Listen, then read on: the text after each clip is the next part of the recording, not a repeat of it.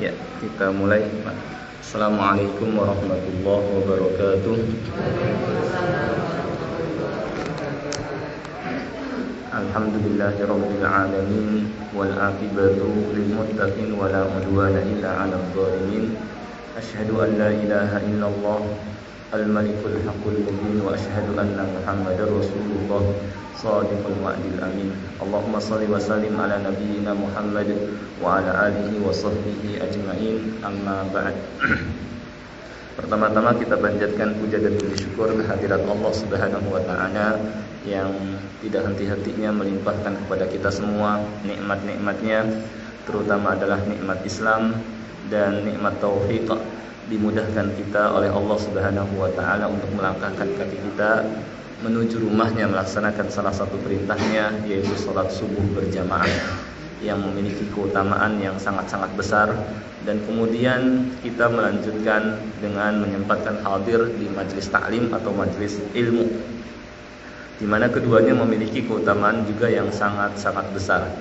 Salat subuh berjamaah, kata Nabi SAW, man shalla subha fi jamaah faka'annama qama al-laila kullah. Barang siapa yang salat subuh berjamaah, maka seakan-akan dia salat semalaman suntuk. Salat malam semalaman suntuk. Ya, yang kita tidak mampu semalaman kita isi dengan salat malam, dan itu bisa kita peroleh dengan melakukan salat subuh berjamaah. Nabi SAW juga bersabda, man shallal bardain dakhalal jannah. Barang siapa yang salat di saat suasana sejuk, yaitu salat subuh, demikian pula salat asar, maka dia bakal masuk surga. Ya. Beliau juga bersabda, basyiril masyaina fil lail bin nurit tam yaumal qiyamah.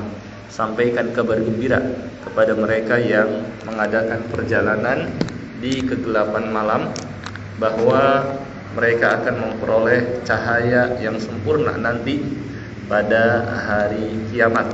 Ya.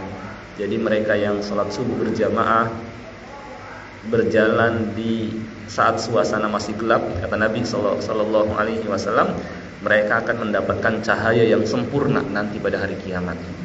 Di tengah orang-orang pada ada yang gelap, hitam, tidak memperoleh cahaya. Ya. Dan keutamaan lainnya termasuk salat berjamaah sendiri, afdalu min salatil fardhi bisab'in wa ishrina darajah. Lebih utama daripada salat sendiri dengan 27 derajat, perbandingan yang sangat-sangat jauh.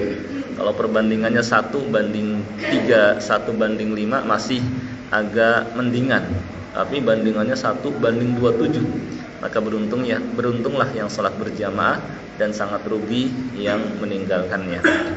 Kemudian hadir di majelis ta'lim pun memiliki keutamaan, di antaranya sabda Nabi SAW, man salaka tariqa yaltamisu fihi ilma sahalallahu bihi tariqan ilal jannah.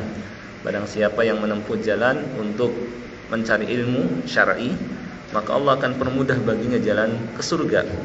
Kenapa? Karena dengan hadir di majelis ta'lim semakin jelas bagi kita jalan menuju surganya Allah. Diterangkan di dalamnya, ya, mana perintah-perintah Allah, mana larangannya, mana yang diridhoi Allah, mana yang dimurkainya, ya, mana jalan yang mengantarkan kita ke surganya, mana jalan yang malah mengantarkan ke nerakanya. Sehingga dengan begitu kita pun menempuh jalan yang mengantarkan kita ke surganya, jalan yang diridhoi Allah, ya, melaksanakan perintah Allah, ya, semakin jelas. Juga keutamaan lainnya, man yuridillahu bihi khaira yufaqihu fiddin. Barang siapa yang Allah inginkan kebaikan untuknya, Allah jadikan dia paham terhadap agama. Ya. Dan proses supaya paham terhadap agama diantaranya adalah hadir di majelis taklim. Karena kalau kita mengandalkan mungkin belajar sendiri, khawatir salah paham. Maka supaya tidak salah paham, ya, dengan hadir di majelis taklim. Dan keutamaan lainnya diantaranya sabda Nabi SAW, majtama'a qaumun fi baitin min buyutillah. Tidaklah berkumpul satu kaum di salah satu rumah Allah, yatluna kitaballah, mereka mempelajari, membaca kitabnya, wa yatadarasunahu fima bainahum, dan saling mempelajari di antara sesama mereka, illa nazalat alaihimus sakinah, melainkan akan turun ketentraman dan ketenangan. Ya, di majelis taklim, di rumah Allah kita berkumpul untuk mempelajari kitabnya, mempelajari hadis nabinya sallallahu alaihi wasallam, melainkan akan turun ketentraman, kebahagiaan. Wa ghasyiyatuhumur rahmah, rahmat Allah akan turun meliputinya. Wa hafathumul malaikah, para malaikat akan mengelilinginya. Ya, dan yang terbesar dari itu adalah wa dzakarahumullahu fiman indah. Allah akan sebut mereka-mereka yang hadir di hadapan para malaikat yang ada di sisinya. Jadi nama-nama kita disebut, jadi viral di langit. Enggak jadi masalah kita enggak viral di dunia. Yang penting viral di langit, disebut nama kita. Dan itu bisa diperoleh dengan hadir di majelis ilmu atau majelis ta'lim. Dan dengan hadir di majelis ta'lim juga kita mendapatkan motivasi, targhib dan tarhib untuk tetap istiqomah di atas agamanya. Baik, pada kesempatan Ahad pada subuh ini seperti biasa kita mempelajari materi akidah atau materi tauhid, di mana dengan kita mempelajarinya insyaallah ya kita dapat menjaga tauhid kita, memurnikan tauhid kita, yang keutamaannya ketika kita memurnikan, menjaga tauhid kita dari yang merusaknya, dari yang mengurangi kesempurnaannya, maka kata ulama, man haqqaqa tauhida dakhalal jannah bila hisab wala adab, akan masuk ke dalam surga tanpa hisab, tanpa adab, alias mudah masuk ke dalam surganya, ya. Mudah masuk ke dalam surganya tanpa ada hambatan, tanpa ada rintangan, dan kita semua ingin seperti itu, masuk ke dalam surga tanpa hambatan, tanpa rintangan, mudah masuk ke dalam surga. Dan itu bisa diraih dengan kita menjaga tauhid kita. Bagaimana cara supaya kita dapat menjaga tauhid? Ya belajar tauhid atau mempelajari tauhid ini, sehingga kita dapat menjauhi segala yang merusak tauhid. Seperti yang akan kita pelajari ini, nawaqidul Islam, hal-hal yang dapat merusak keislaman dan ketauhidan kita. Ya. Keutamaan lainnya juga dalam Al-Quran, Allah Subhanahu wa ta'ala berfirman, innal ladina qalu rabbuna Allah tsumma istaqamu tatanazzalu alaihimul malaikatu alla takhafu wa la tahzanu.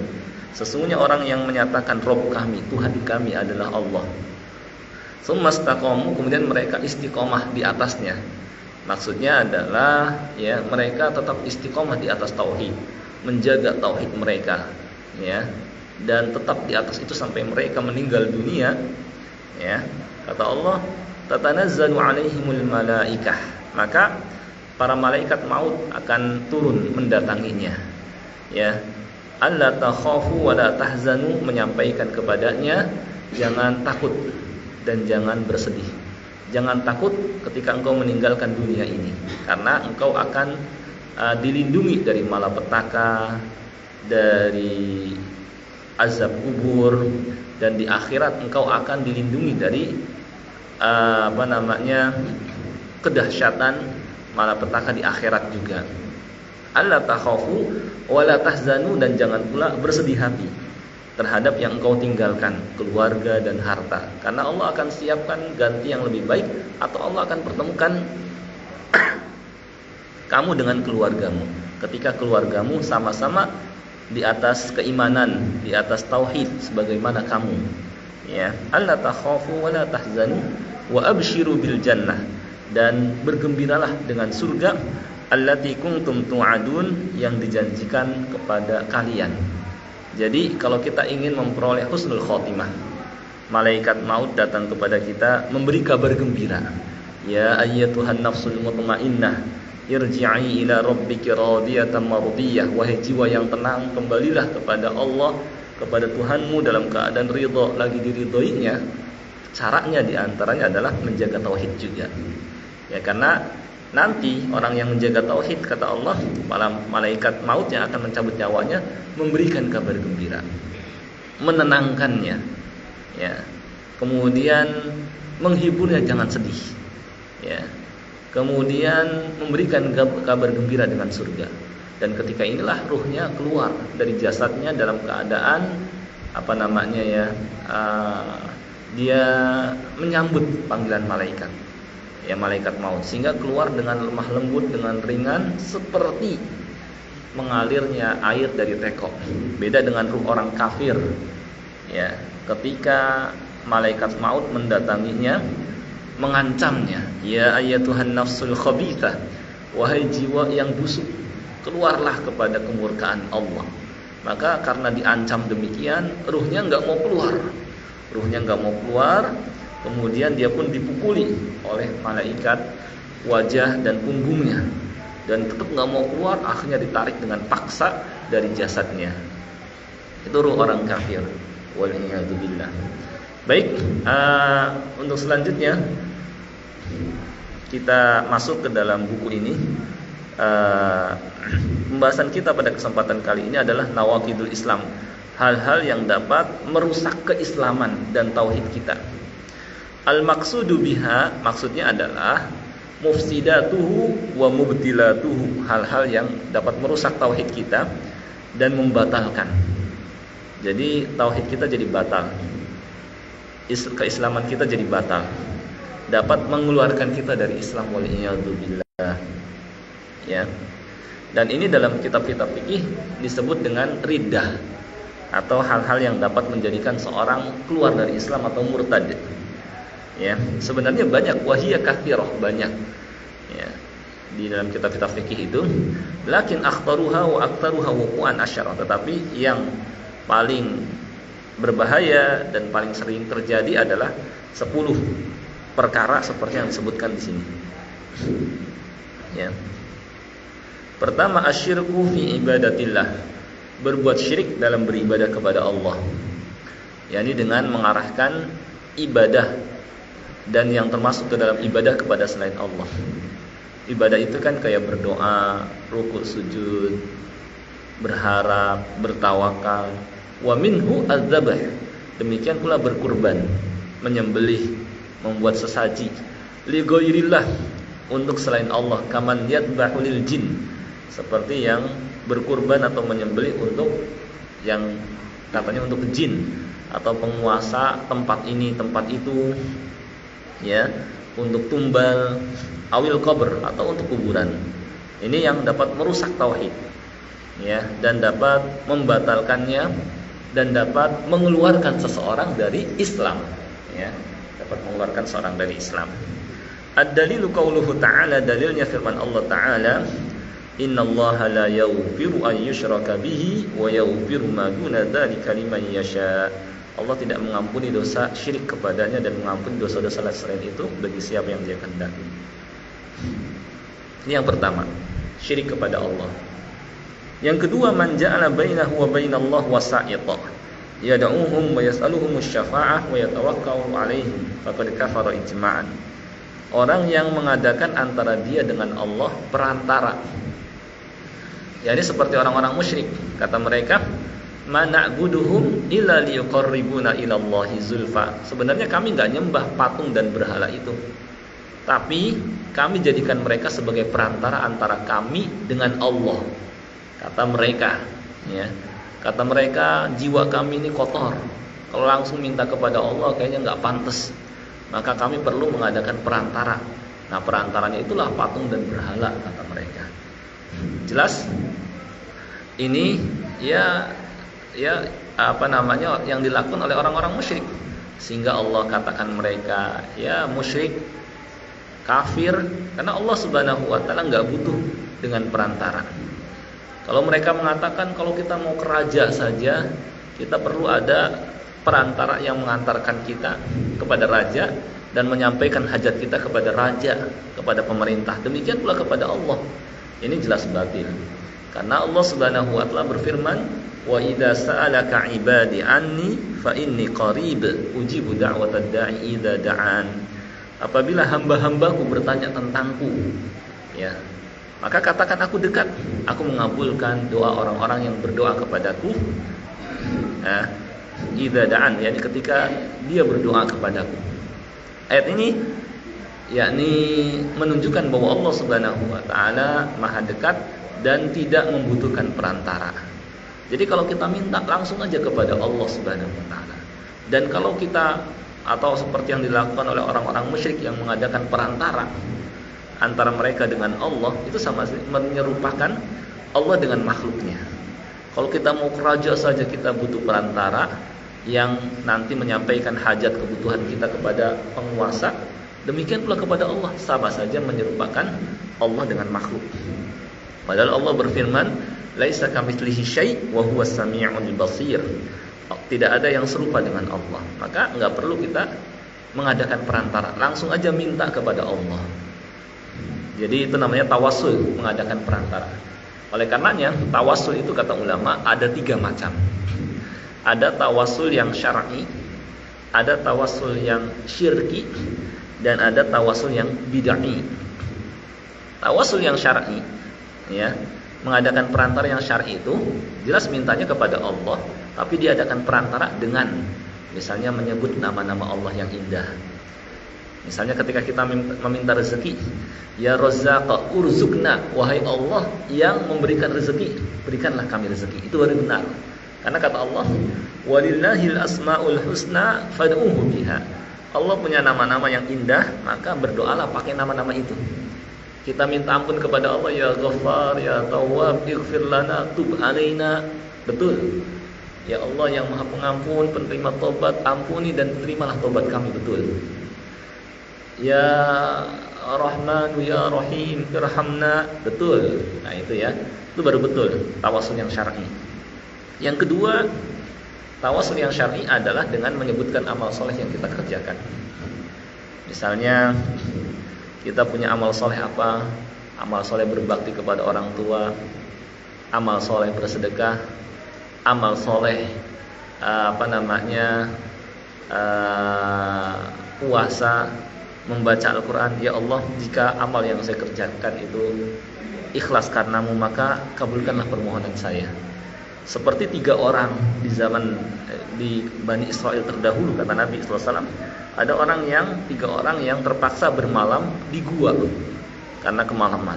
Akhirnya ada batu dari atas gunung jatuh dan menutupi gua tersebut.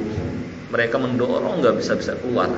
Akhirnya masing-masing dari mereka berdoa kepada Allah dengan menyebutkan amal soleh yang dikerjakannya. Ya Allah, saya pernah angkat karyawan dan suatu ketika karyawan ini ya setelah menunaikan tugasnya pergi dari saya, sedangkan dia belum menerima gaji dari saya. Setelah sekian lama dan gajinya ini saya kembangkan, ya saya usahakan sehingga menjadi banyak, ya saya belikan ternak, saya belikan budak sehingga menjadi banyak hartanya. Kemudian setelah sekian lama dia datang kepada saya, minta kepada saya hartanya. Kemudian saya katakan kepadanya, yang kau lihat ini ada ternak, ada kambing, ada hewan ternak lainnya, dan ada budak, adalah gajimu. Kata dia, jangan engkau ngejek saya. Benar, ini adalah hartamu yang saya kembangkan. Kemudian dia pun berdoa kepada Allah, ya Allah, jika perbuatan yang saya lakukan itu ikhlas karenamu, maka bukakanlah kami dari batu yang menutupi kami ini. Bergeser. Kemudian yang satu lagi berdoa kepada Allah, menyebutkan amal solehnya berupa berbakti kepada orang tua dan seterusnya. Nah itu. Nah, ini baru tawassul yang syar'i, menyebutkan amal soleh yang kita kerjakan. Dan yang ketiga, boleh dengan minta doa dari orang yang soleh masih hidup, ada di hadapan. Misalnya kita lihat ini ada orang soleh banget, kemudian kita minta kepadanya doanya. Ini doa tawassul yang syar'i. Wahai fulan, doakan saya ya, semoga Allah selamatkan saya di perjalanan. Ini juga tawassul yang syar'i boleh. Sedangkan tawassul yang syirik adalah seperti ini. Minta kepada patung, berhala, kuburan, orang yang telah mati agar menyampaikan hajatnya kepada Allah. Datang ke kuburan wali, tur ziarah kubur, kemudian berdoa di sekitar kuburnya. Wahai wali fulan, sampaikanlah hajat kami kepada Allah. Kami ini orang-orang yang berdosa, kayaknya nggak pantas langsung minta kepada Allah, engkau saja yang nyampaikan. Padahal sudah meninggal, padahal telah berada dalam kubur. Ini syirik dan seperti yang dilakukan oleh orang-orang musyrik, gitu ya. Atau kepada patung dan berhala seperti orang-orang musyrik. Nah ini dapat merusak keislaman dan tauhid kita. Ya. Kemudian tawasul yang bid'ah, yakni tawasul yang mengada-ada, yaitu dengan menyebutkan bijahin Nabi, dengan kedudukan Nabi Sallallahu Alaihi Wasallam, kemudian berdoa kepada Allah, atau kedudukan seorang wali, bijah Syekh Abdul Qadir Jailani. Nah, ini semua nggak pernah dicontohkan oleh Rasulullah Sallallahu Alaihi Wasallam. Jadi langsung minta kepada Allah. Jadi tawasul itu ada yang syar'i, ada yang syirki, ada yang bid'i. Yang syar'i adalah menyebutkan Asmaul Husna, kemudian menyebutkan amal soleh yang dikerjakan, kemudian minta doa dari orang yang soleh yang masih hidup. Ya. Kalau yang syirik, ya, datang kepada berhala, patung, dan minta mereka menyampaikan hajat mereka kepada Allah, atau datang ke kuburan minta kepada penghuni kubur agar menyampaikan hajat mereka kepada Allah. Ini syirik. Ya. Nah, ini apa namanya? Contoh syirik. Contoh yang dapat merusak tauhid.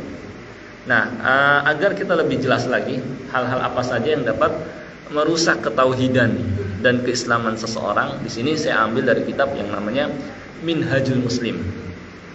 Ini mohon maaf ya, pakainya yang Arab-Arab semua, nggak apa-apa deh, sambil supaya ada lah kata-kata atau mufradat atau kosakata yang kita tahu artinya, gitu ya. Nah, di sini disebutkan ma yukaffaru minal aqwali wal i'tiqadat. Hal-hal apa saja yang dapat mengeluarkan seseorang dari Islam atau membatalkan keislaman dan ketauhidannya. Minal aqwal, baik berupa ucapan, wal i'tiqadat, atau keyakinan. Nah, ini kita pelajari maksudnya supaya dapat kita jauhi. Ya, karena ini dapat merusak tauhid kita. Jadi kita mempelajari ini maksudnya untuk menjauhi. Ya, disinilah di majelis taklim inilah diterangkan hal-hal yang dapat merusak tauhid, ya, yang dapat mendatangkan kemurkaan Allah agar kita menjauhinya. Yang pertama, kullu man sabballaha ta'ala, siapapun yang mencaci maki Allah, ya, itu jelas ya kafir. Au sabba rasulan min rusulihi, atau mencaci maki salah satu di antara rasul Allah, ya, menghina Allah, menghina rasulnya. Au malakan min malaikatihi, atau menghina salah satu malaikat Allah, faqad kafar, maka dia telah kafir, ya. Merendahkan itu kafir, ya. Ya, kayak misalnya apa, ya kadang-kadang kita mendengar atau mungkin melihat di media ada yang coba-coba berani mencela Nabi kita Muhammad SAW. Cuma biasanya Allah akan segerakan hukuman di dunia. Karena kata Allah, inna kafainakal mustahzi'in, sesungguhnya kami akan membalas orang yang merendahkan, menghina engkau. Ya. Dan itu kenyataan banyak yang mendapatkan musibah. Ya. Nah, ini yang membuat kafir yang pertama, mencaci maki, menghina, ya. Dan orang yang seperti ini istilahnya nggak tahu diri. Dia nggak kenal, nggak tahu siapa Allah, dia nggak tahu siapa Rasulnya Muhammad Sallallahu Alaihi Wasallam. Allah pencipta, penguasa, pengatur alam semesta, pemberi rezeki, namanya nggak tahu terima kasih. Ya, yang sudah memberikan kepadanya berbagai macam nikmat malah dicaci maki, itu mah kayak air susu dibalas dengan air tuba. Demikian pula mencaci maki Rasulnya Sallallahu Alaihi Wasallam. Ya, ini juga sama, nggak kenal siapa Rasulnya Sallallahu Alaihi Wasallam, sama seperti membalas air susu dengan air tuba. Padahal Nabi Sallallahu Alaihi Wasallam diutus untuk mengajak mereka kepada kebahagiaan, mengeluarkan mereka dari berbagai macam kegelapan kepada cahaya. Tapi malah dicela, tapi malah dihina. Ya, sama seperti orang tua yang sudah membesarkan anaknya, ibunya yang telah mengandung, melahirkannya, mengurusnya. Ketika anak ini telah dewasa, dia maki-maki ibunya. Nah, seperti ini orang yang tidak tahu terima kasih. Ya. Kalau ada yang seperti itu sama seperti itu juga. Baik, yang kedua, wa kullu man ankara rububiyatallah au uluhiyatallah. Orang yang mengingkari rububiyah Allah. Maksudnya apa? Allah pencipta, penguasa, pengatur alam semesta. Dia ingkar. Dia nyatakan di samping Allah ada juga yang menguasai alam semesta, dewa-dewa. Ini kafir. Ya, kafir. Atau mengingkari uluhiyah Allah, keberhakan Allah untuk diibadahi. Dia arahkan ibadah kepada selain Allah Subhanahu wa taala. Ya, berdoa boleh kepada selain Allah. Menyembelih boleh kepada selain Allah. Ya, berharap boleh kepada selain Allah. Kafir. Au ankara risalat rasulin minal mursalin, atau mengingkari kerasulan, kenabian salah seorang rasul. Enggak beriman kepada kenabian Muhammad, kerasulan Muhammad sallallahu alaihi wasallam, kafir. Au za'ama anna nabiyyan ya'ti ba'da khatamin nabiyyin sallallahu alaihi wasallam, atau menyangka bahwa ada lagi nabi setelah Nabi Muhammad sallallahu alaihi wasallam. Ya, seperti ada Ahmadiyah ngaku ada nabi setelah Nabi Muhammad sallallahu alaihi wasallam, namanya Mirza Ghulam Ahmad. Itu kafir, bukan muslim. Atau siapapun yang membenarkan orang yang ngaku jadi nabi. Ya, dia percaya seperti dulu ada orang yang ngaku jadi nabi namanya Musailamah al-Kadzdzab. Ya, Aswad al-Insi. Maka yang beriman kepadanya kafir, sehingga diperangi oleh Abu Bakar As-Siddiq radhiyallahu anhu. Ya, nah ini kita pelajari ini untuk menjauhi. Ya, yang kedua, yang selanjutnya, wa kullu man jahada fariidatan min faraidis syara' al-mujma' 'alaiha. Siapapun yang mengingkari, ya, kewajiban di antara kewajiban agama yang telah disepakati, kewajibannya yang orang pada tahu itu wajib. Kasolah, ngingkari kewajiban salat, salat itu enggak wajib. Awis zakah, zakat itu enggak wajib. Awis siyam, puasa Ramadan itu enggak wajib. Awil haji, haji itu enggak wajib. Aw birrul walidain, atau berbakti pada orang tua itu enggak wajib. Awil jihad, atau jihad fisabilillah itu enggak ada kewajiban. Faqad kafar. Maka dia kafir juga. Karena itu telah disepakati para ulama. Itu semua adalah kewajiban dalam agama ini. Ngingkari berarti ingkari, ya, Al-Quran yang mewajibkan, hadis yang mewajibkan. Yang ketiga, yang keempat, wa kullu man istabaha muharraman mujma'an ala tahrimihi ma'luman bid-darurah minasy-syara'. Siapapun yang menganggap halal yang telah haram, yang jelas haram, yang sudah diketahui dalam agama ini, seperti kazina, zina jelas haram, au syurbil khamr, atau meminum minuman keras, arak, haram, awis sariqah, mencuri, haram, au qatlin nafsi, membunuh, haram, awis sihir, haram. Dia mengatakan boleh itu semua, kafir, gitu ya. Jadi apa yang disebutkan di sini sepakat para ulama dari semua madhab, baik madhab Hanafi, madhab Maliki, madhab Syafi'i, madhab Hambali, semua sepakat. Ya. Siapa saja yang menganggap halal perkara yang jelas haram itu kafir. Ya. Yang jelas haram lagi, misalnya judi, halal katanya, ya, maka dia kafir. Ya. Kemudian wa kullu man jahada suratan min kitabillahi ta'ala wa ayah minhu aw harfan minhu. Siapapun yang ingkari baik cuma satu surat, satu ayat atau satu huruf dalam Al-Quran, kafir. Saya nggak percaya sama surah Al-Maidah, saya nggak percaya sama surah Al-Lahab, saya nggak percaya sama surah Quraisy, kafir dia. Ya. Karena itu firman Allah Ta'ala, Allah sebutkan dalam Al-Quran, maka diimani, nggak boleh diingkari. Ataupun satu ayat, saya nggak percaya dengan ayat wa in kuntum fi raibin mimma nazzalna ala abdina, kafir. Karena semua isi Al-Quran harus diimani, baik surahnya, baik ayatnya maupun hurufnya. Gitu. Baik, yang selanjutnya wa kullu man jahada sifatan min sifatillah, yang mengingkari sifat Allah yang disebutkan dalam Al-Quran, yang disebutkan dalam hadis, Allah punya sifat Al-Hayyu Al-Qayyum, Maha hidup, lagi mengurus sendiri makhluknya. Dia nolak sifat Allah Maha hidup. Sifat Allah Alim, Maha mengetahui. Sifat Allah Sami, Maha mendengar. Sifat Allah Basir, Maha melihat. Ya, Rahim, Maha penyayang. Maka orang yang ingkari sifat Allah padahal disebutkan dalam Al-Quran atau hadis, dia kafir, faqad kafar. Ya, karena sifat Allah yang disebutkan dalam Al-Quran atau hadis, ya memang dari Allah Subhanahu wa Ta'ala yang menerangkan bahwa dia punya sifat seperti itu. Ingkari, ya, mengingkari firman Allah, maka dia kafir. Wa kullu man adhara istighfafan fi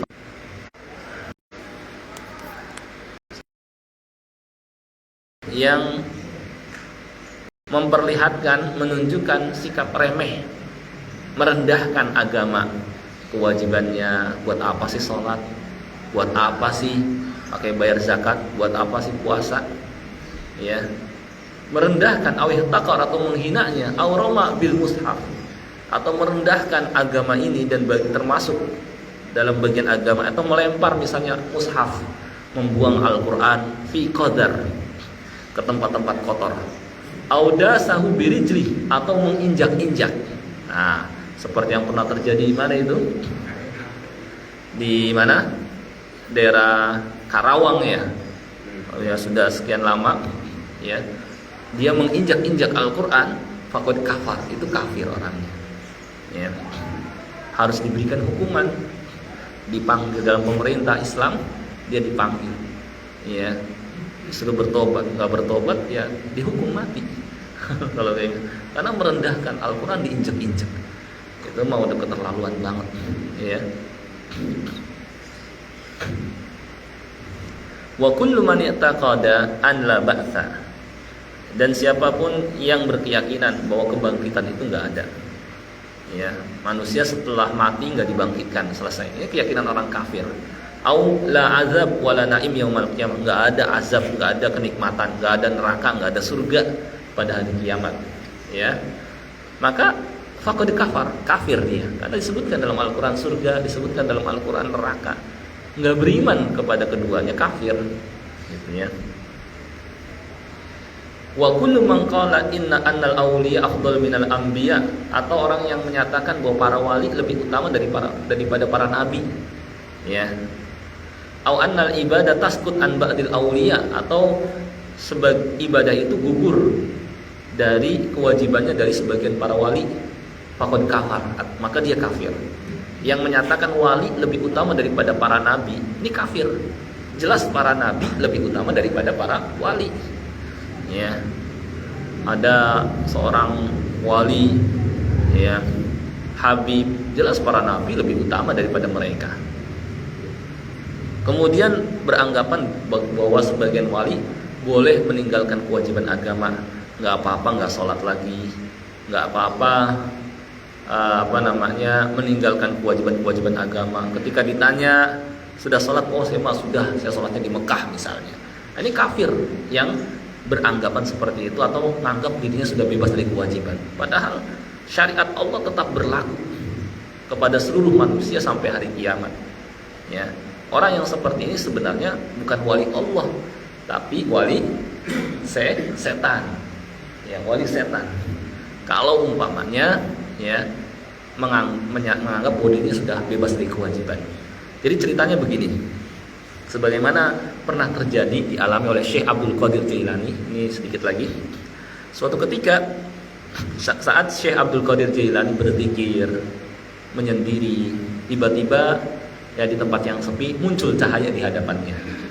Ini diterangkan oleh Syekhul Islam Ibn Taimiyah dalam Majmu' Fatawa. Ketika Syekh Abdul Qadir Jailani, beliau salah seorang wali Allah dan seorang ulama, didatangi oleh iblis, ya, tampil cahaya di hadapannya. Maka iblis ini berkata kepada Syekh Abdul Qadir Jailani, pada hari ini, pertama dia mengatakan, saya adalah Tuhanmu, dan pada hari ini telah saya gugurkan kewajiban agama darimu. Sekarang engkau boleh meninggalkan kewajiban agama.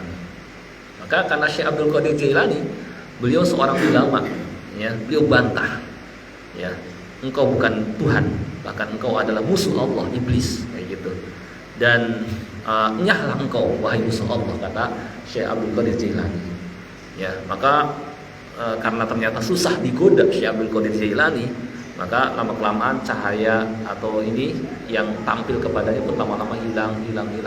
Kemudian terdengarlah suara, wahai Abdul Qadir Jailani, engkau telah selamat dari godaan, dan aku telah menguji beberapa ahli ibadah dengan cobaan ini, dan mereka termakan oleh uji cobaan, sehingga mereka anggap sudah bertemu dengan Allah. Kemudian mereka boleh meninggalkan kewajiban. Itu sebenarnya iblis yang datang kepada mereka. Ya, maka Syekh Abdul Qadir, karena beliau ahli ilmu, dibantah. Dan dia ditanya, bagaimana engkau tahu bahwa itu adalah iblis? Dari pernyataan dia mengatakan, aku adalah Tuhanmu. Dia nggak berani mengucapkan aku adalah Allah. Yang kedua, dari pernyataan dia, aku telah gugurkan kewajiban agama darimu. Padahal kewajiban agama ini terus berlaku sampai hari kiamat. Nah, itu Syekh Abdul Qadir Jailani bisa membantah.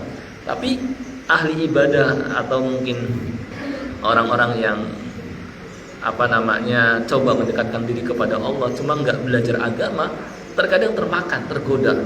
Ya, lagi menyendiri didatangi oleh iblis, bahwa dirinya adalah Allah, dia ada Tuhan, dan dia sudah dapatkan izin untuk meninggalkan kewajiban-kewajiban agama. Akhirnya dia cerita kepada orang-orang, saya sudah melihat Allah, dan kewajiban-kewajiban agama telah gugur dari saya. Itu sebenarnya yang datang kepadanya bukan Allah, tapi setan. Maka jangan sampai terpedaya. Sedikit lagi, ya. Jadi dan wa adillah hadza kullihi al-ijma' al-amril muslimin. Dalil semua itu termasuk juga orang yang meremehkan, menghina agama atau mengolok-oloknya. Kata Allah, "Qul abillahi wa ayatihi wa rasulihi kuntum tastahzi'un la ta'tadiru qad kafartum ba'da imanikum." Katakanlah, apakah dengan Allah, ayat-ayat dan Rasulnya kalian permainkan? Kan karena kayak nggak ada penghormatan. Allah, Rasul dan agama dimain-mainkan. Ya, nggak usah minta maaf, kata Allah. Kalian telah kafir setelah beriman, dan seterusnya. Baik, saya kira ini pembahasan kita pada kesempatan pagi ini terkait dengan hal-hal yang dapat merusak tauhid, merusak keislaman, agar kita dapat menjauhinya. Ya, sampai di sini mungkin ada yang belum jelas atau ingin ditanyakan, silahkan. Silahkan kalau ada yang belum jelas, supaya ada interaksi, nggak cuma dari saya. Khawatir kalau cuma dari saya doang ngantuk gitu ya. Mungkin dengan ada yang tanya jawab atau ada hal-hal yang mungkin belum jelas bisa disampaikan. Kita diskusi, masih ada waktu meskipun sebentar.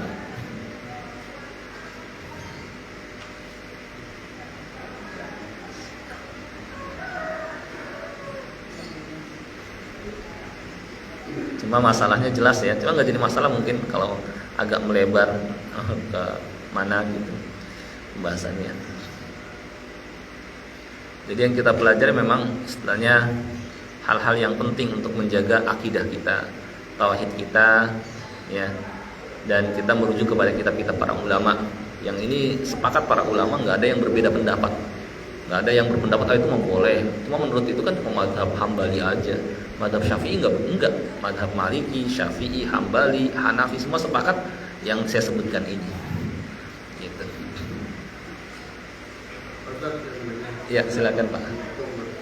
Waalaikumsalam warahmatullahi wabarakatuh. Apa yang harus kita lakukan yang kalau kita lihat sepertinya seperti penyimpangan atau duluan ya, karena banyak yang sekarang yang dia religi ya, Iya. itu ke makam